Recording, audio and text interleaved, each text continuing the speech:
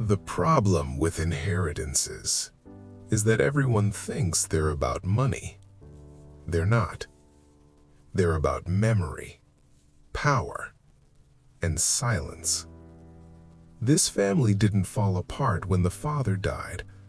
They fell apart when the envelope was opened.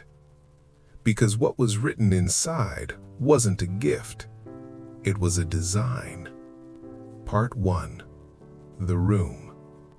The room was quiet in the way only expensive rooms are. No clocks ticking, no phones buzzing, no unnecessary furniture. Just 4 chairs, 1 table, 1 envelope. The lawyer didn't rush. He never did. People who deal with old money learn something early.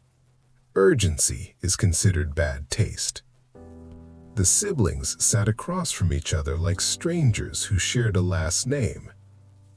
They hadn't hugged. They hadn't argued. Not yet. Grief hadn't arrived either. Grief needs space. And this room didn't allow it. The father had been powerful. Not loud, not dramatic. Just precise. Even in death, he was on schedule. The lawyer cleared his throat. No one looked up, because they already knew something was wrong. Part 2. The Will. The will was 3 pages long. That alone was unusual. There were no speeches, no sentimental letters, no last words. Just instructions. Page 1 listed assets: clean, efficient. Page 2 listed conditions: longer than expected. Page 3 contained signatures. That's where the silence changed. Because inheritances don't begin with what you receive. They begin with what you're required to prove. The lawyer started reading. Not fast, not slow. As if the pace itself had been approved in advance. Part 3. Equal, but not fair. On paper, everything looked fair. Equal shares, equal access, equal names. That's how wealthy families hide imbalance. They don't deny, they distribute. Each sibling was promised the same amount, but not at the same time. One would receive their share immediately. Another would wait 5 years. The third, 10. The youngest would receive nothing until certain conditions were met. No one reacted, because everyone was calculating. Fairness isn't emotional, it's mathematical. And math has consequences. The conditions weren't outrageous. That's what made them dangerous. Maintain a certain lifestyle. Avoid public controversy.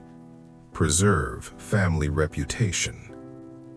No selling assets without approval. No public statements. No legal disputes. In other words, obedience. The word wasn't written anywhere.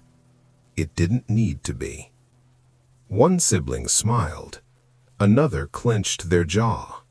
The third stared at the table, and the youngest finally looked up, because they understood something the others didn't. This wasn't about inheritance. This was about leverage. The lawyer paused, just briefly, then continued. No one noticed at first. The pages were turned smoothly, professionally, but something felt incomplete. Later, one of them would remember this moment and realize the pause had been too careful. The will ended. Signatures confirmed. Witnesses listed. The lawyer closed the folder. And that should have been the end. But silence lingered, because powerful people don't design simple exits, and this one felt unfinished. As the lawyer spoke about next steps, their minds drifted elsewhere, to dinners that felt like interviews, to praise that arrived only after compliance, to silence that followed disagreement. The father had never shouted. He didn't need to. He controlled with pauses, with delays, with absence. Money wasn't the reward. Attention was. And now, even in death, he was still deciding who deserved it. The youngest spoke first. Not emotionally, not loudly, just one sentence. "Is this all of it?" The lawyer looked up. A flicker, quickly masked. "This is the complete will," he said. Not defensive, not reassuring, precise. The youngest nodded. But the damage was done. Because questions are contagious, and once introduced, they multiply. They left the room quietly. No arguments, no accusations. That would come later. Wars don't start with explosions. They start with paperwork.